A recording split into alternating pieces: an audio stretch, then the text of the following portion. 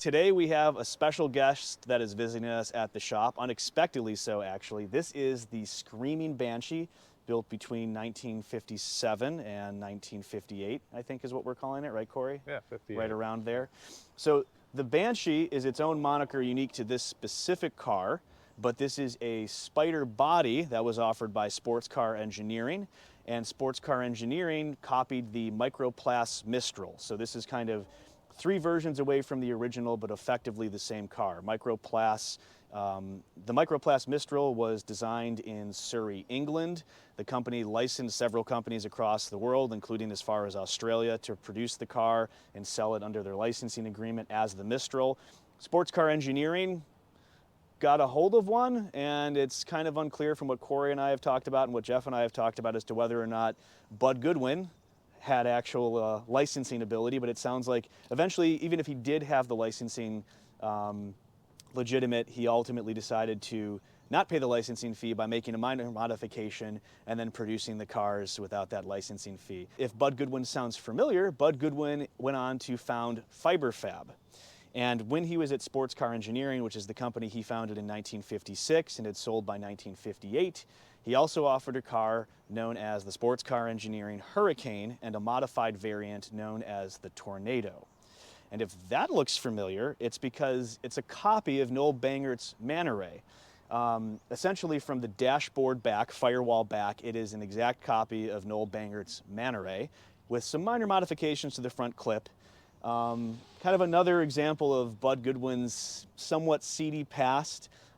Jeff actually was able to track down Noel Bangert in his later years and asked him, hey, did you know Bud Goodwin was offering a car that was effectively a copy of your design? And Noel had no idea that late at the time. So I guess he said he would have had some choice words for Bud Goodwin had he known he had stole his design effectively. So it's kind of funny how a lot of these cars are tangled together with a lot of the players, right? So you've got Bud Goodwin at Sports Car Engineering, who made a copy of Noel Bangert's Man Ray. In '58, he ended up selling Sports Car Engineering to a different plastics company that survived until 1964. A couple years later, he founded FiberFab in 1960 with his friend John Hebler. They went on to have a lot of success. Chris Beebe, in one of our recent videos, the fabulous Fiberglass video from the Savoy, goes into great detail about his dealings with Bud Goodwin. Chris and his brother Russell were the designers of the Jamaican, and that was Jamaican #1 that was featured in that video and that exhibit. And ultimately, you can't tell the story about FiberFab without getting to the tragedy. Bud Goodwin ultimately was convicted of murdering his wife and died in prison of a heart attack, I think by 1968. So he had an interesting life as a racer, as a sports car body guy, as a bit of a thief, and ultimately as a murderer. But it's kind of funny how all of those things tie together. It's a much smaller world when you start doing this research. And even more so with the Sports Car Engineering Spider. So that has other famous ties to it outside of this one known as the Screaming Banshee. Dan Gurney actually raced a Sports Car Engineering Spider at the 1959 Riverside Grand Prix. It was also raced by Bob Drake, Skip Hudson, and Bob Bondurant. It was powered by a 407 horsepower, 4.2 liter Maserati V8, and that racing season actually is what propelled Dan Gurney on to become part of Ferrari's factory racing team. And Dan Gurney will probably be a familiar name to a lot of viewers, famous racer, also known for the Dan Gurney bump, the Gurney bump. That was featured on the Ford GT40 in 1967 when Dan Gurney actually went on to win Le Mans that year. And he was too tall to fit in the 40-inch tall car, so there's a little hump over the door, which then became known as the Gurney bump, and that actually found its way into other designs of individual people, and I think even some factory cars ended up emulating it in some way. So he has ties to a Sports Car Engineering Spider. That is not this one, but this one has its own unique story. I am now going to bring over the now proud owner of this car, Corey Flindt, who has been driving from Wisconsin with this car to get back to his home state of New Hampshire, and was nice enough to make a pit stop here in Buffalo at the shop. So Corey, come on over. I've actually been chasing this car for about a year and a half. I found out about the Bob Curtis collection from a friend of mine who had talked to Bob, who said Bob was interested in selling everything he had, which was 6 fiberglass specials and a pile of parts, 7 full storage units, if you can imagine that. Went out there and I talked to Bob, and we couldn't make a deal on his collection, but I kept an eye out. And just recently I found out that his collection was going up for auction in Wisconsin.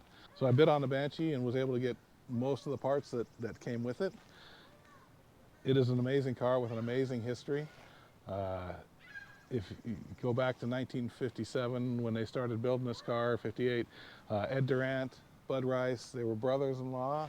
They wanted to build a drag racing car. They spent $4,500 on this car, which for the time was quite a bit of money. But it was an amazing car. Oldsmobile powered, came out with a 58 371. When they first built it, they stroked it, they bored it. They put a Hilborn fuel injection system on it. It had a 1-year only 1950 Oldsmobile LaSalle center shift transmission in it, and an Oldsmobile rear end. These wheels were 16-inch Oldsmobile steel wheels. They had widened. They said that they were the widest anybody would make for them. They made them 10 inches wide for these 9 by 16 drag race slicks. They spent a lot of time building the frame. Ed Durand and Jim Fowler built the frame together. Bud Rice built the motor. When they went racing, they set 3 track records in California in 24 hours, which is unbelievable, right? They raced this car for several years. It went through several different motors. They blew up the first 371. They put in another one, a 59, I believe, 371. Then they went to a 394, and they blew that one up as well. That was the last motor that they raced in this car. They put a blower on it. The car without the blower was running in the 12 seconds at 125 miles an hour.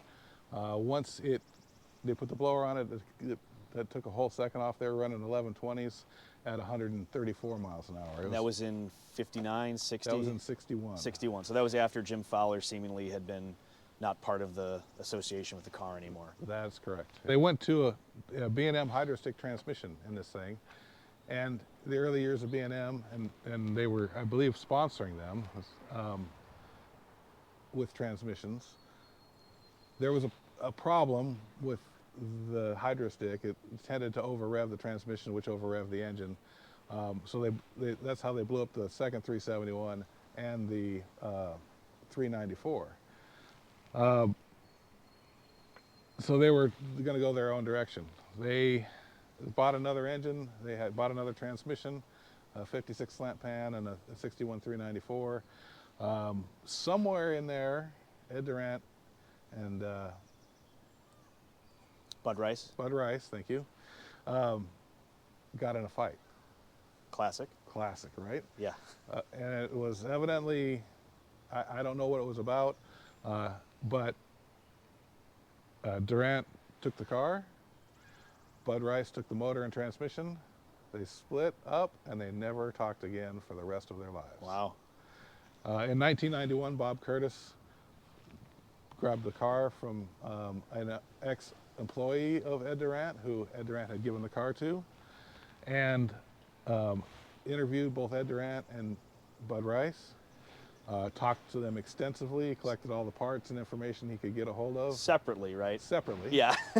He said they were both salty about each other when they talked to him. Decades later. And he took it back to Minnesota, St. Paul area, and it sat on a storage unit until just recently.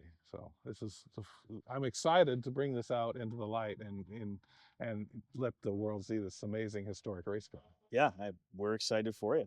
This wasn't just strictly a drag car, right? Like this lived a couple other lives? Yeah, it started off as a drag car, and Ed Durand wanted to try his hand at road racing. So he entered into a road race, I forget the name of it, and he, in his words, he got out onto the track and he said he could take any car off the line through the straightaway. But once he got to the corners, he figured out it was a steep learning curve and he was a little bit over his head. But through determination and brute force, he got around the track several times until finally he went off the track into the weeds and had to call it. They also street raced it a little bit. It was street legal, had headlights and a tail light, and for the early 60s, I guess that's all you needed. And they had a license plate on it. They went out and they street raced a couple of times, but they liked the drag strip much better because of the timing and the it was a little more official, I guess. Yeah, and you said, now I remember I've seen vintage photos of this. It's got those crazy direct exhaust pipes through that hole that's directly under the scallop there on the side, and then there was a second iteration of the exhaust. Right. So they actually put a muffler on it, and they used the pipes up to here. They got rid of the 4 individual exhausts, put it into a collector, and ran a side pipe, a stainless steel pipe with a large muffler out towards the back tire. Did they? Let's go to the back here. Did they ever actually use these tailpipes on the back, or were they always just for show? No, that was a clever way of hiding the tail light. They put the tail light inside that pipe there. Yeah, let me get a closer look at that here. So these were always faux exhaust pipes? Yes, so always. Were these added when they were trying to make it street legal, or were these always in here, do you know? I believe it's when they built it. Okay, got it. And then they added the headlights, or those were always in there too? Those were always in there when they built it.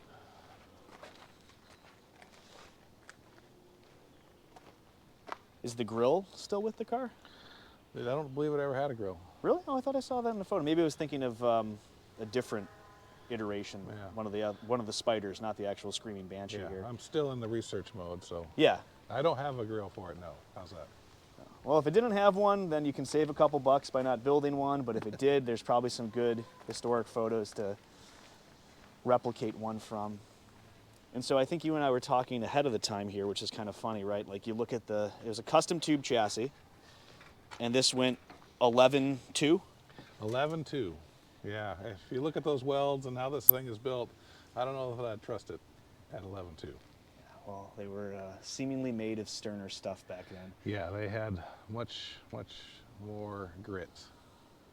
All right, so Corey, you busted out some goodies here. So as you were telling me, we have both what is Gen 1 and Gen 2 version of the headers on this car, right? Correct. They modified them, took the single pipes out, put that collector on, and then attached them to these mufflers, side pipes. Yeah, these are really cool. They weigh a ton. I was surprised at how heavy they Yeah. are.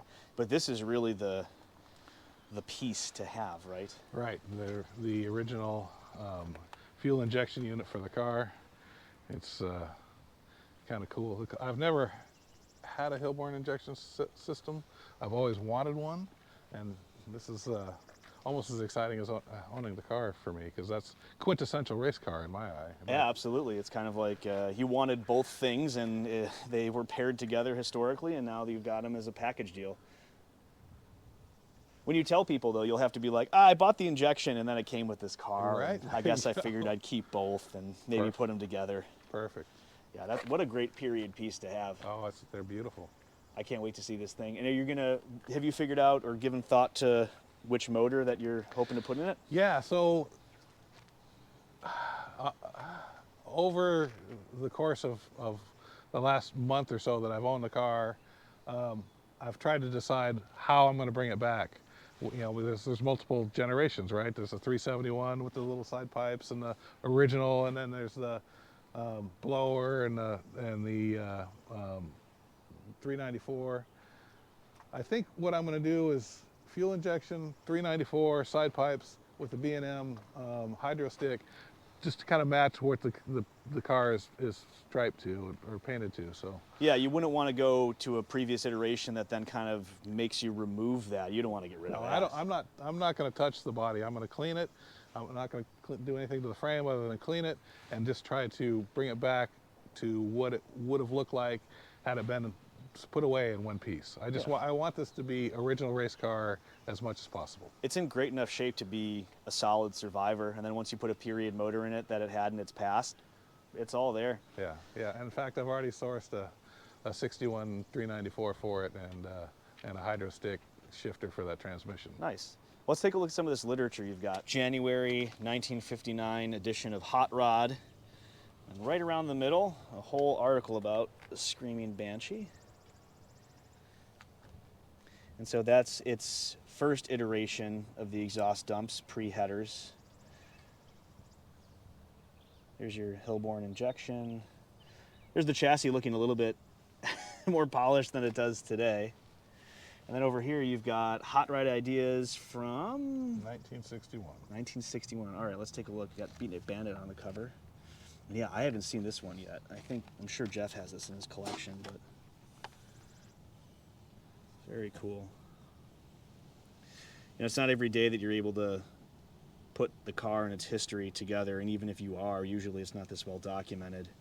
So this is really special. And you know, anybody that's buying an old American Special or otherwise, they want it to have racing history. So this is really, there's not too many of these coming out of the woodwork. I mean, Jeff and I think you and all of us are still surprised when they do, but it's always exciting. It's always exciting, yeah. Yeah. You know, how many cars from the 60s are sitting out there in barns waiting for us to find them, you know? It's amazing they've survived and that people have saved them over the years, because, you know, these were worth nothing back in 1960, 1970. Nobody knew what they had. You know, it's nice that now that we value them, we can find them. Absolutely. Well, I know you'll do a great job with it because I know you, but we haven't talked about your previous projects. So, Corey, why don't you introduce the one that you're wrapping up now, and then I can cut some photos in and show the people your great work. I've just finished a 7-year restoration of a 1955 Victress C3.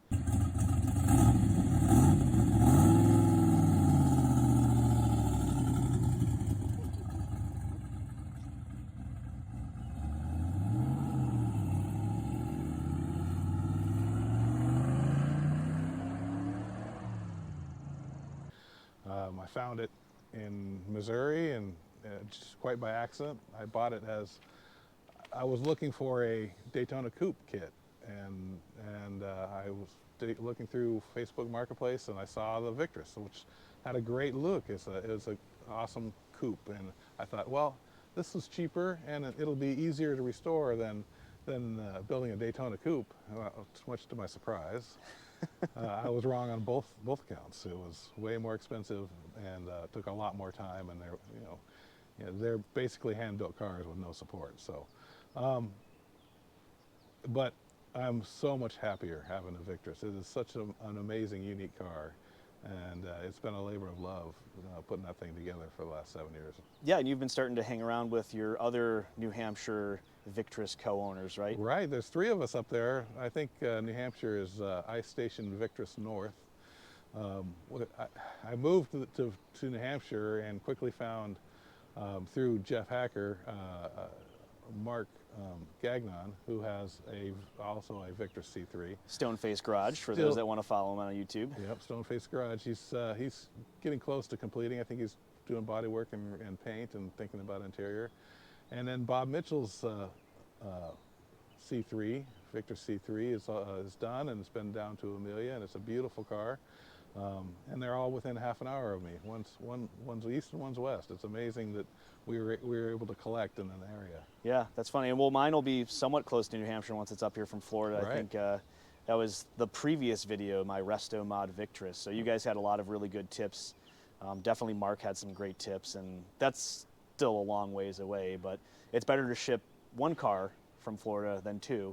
Absolutely. And it's not as good to work in the heat down there on making 2 cars 1. It probably would have been better here, but it's more cost effective. Yeah, I understand that 100%. Yeah. And it was awesome to see you start that thing up and drive it. So. Yeah, frankly, I really didn't think that was the plan. I was like, as it was coming together, I'm like, I think my new goal is to not just merge these 2 cars. I'm going to drive it down the driveway. Right. There were no brakes, and thankfully, at the end of Jeff's driveway is a ditch right before you go into what's effectively a residential highway. But anyway, you've got 6 hours to get back to New Hampshire. You got to get there tonight. You've had a long journey back, but thank you so much for stopping by, sharing this with us. I'm sure everybody out there on YouTube is really going to enjoy it. And then just as a reminder for folks on YouTube, it's free to subscribe, follow along with Undiscovered Classics and see cars you're not going to see anywhere else, and see more of Corey's cars. Hopefully we can do some future videos with you for some of the restoration along the way. I'll drive up to New Hampshire and visit you. Yeah, I'll show you the Almquist I'm working on. Oh, that's right. Yep. There's always more projects, especially when you're a guy that likes American specials.